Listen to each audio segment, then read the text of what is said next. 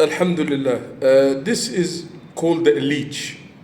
It was used in the 60s in the UK. Usually the barber or the person that does haircut, he's called barber and leecher. And they used to use cupping. Cupping is a fast way of cupping. Cupping is the hijama, where we use the cup to suck the blood. This is from Allah subhanahu wa ta'ala. We find it in natural water, normal sweet water, in where this animal comes, and it's three sizes. This is big, this is medium, this is small, and where subhanallah it has 300 teeth.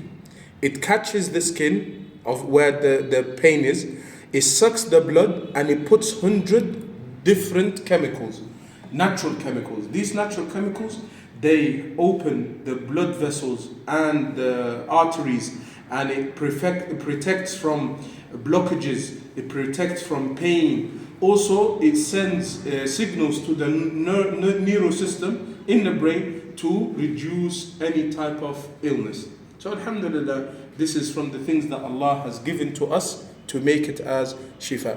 Alhamdulillah, هذه ما تسمى بدودة العلق الطبي. دودة العلق لها أكثر من 500 نوع. هذه 500 نوع 50 فقط علاجية، لكن صعب أن تجدها في أنحاء العالم. 2 أو 3 مشهورات نستخدمهم مثل هذه، تسمى هيريدو ميديسيناليس وهيريدو أبيسيليس.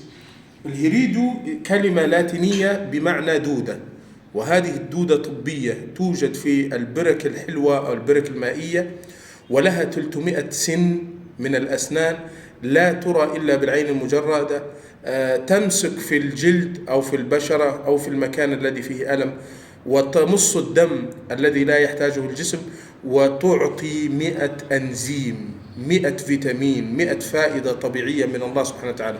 اختبرناها في المختبرات ووجدنا أن 100 فائدة هذه أو 100 أنزيم لا توجد في جميع المواد الصيدلية في الصيدلية، في الطبيات غير موجودة سبحان الله. فهذه من نعم الله سبحانه وتعالى علينا.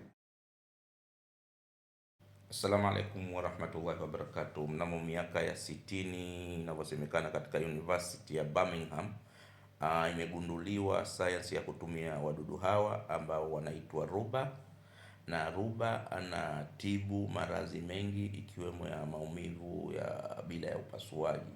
Ruba anatobolewa kidogo kwa shindano ambapo anapewa ananyonya damu, na inasemekana ruba ana meno yasiyopungua 300. Kwa hiyo anasaki blood na anapeleka wadudu ambao wanakwenda kutibu maradhi mengi sana. Wengi wanaumwa magoti, migongo, wanasema shindikizo la damu, anakwenda kuzibua wale wadudu wanaopeleka kuzibua ile mishipa ya damu na kuondoa yale maradhi ya heart attack. Ni maradhi mengi kusema ukweli. Ni tiba nzuri na imekubalika kisayansi, na wanasema ni tiba ya kisuna.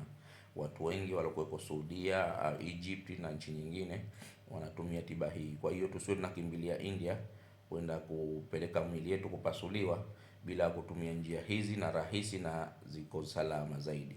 Assalamu alaikum warahmatullahi wabarakatuh.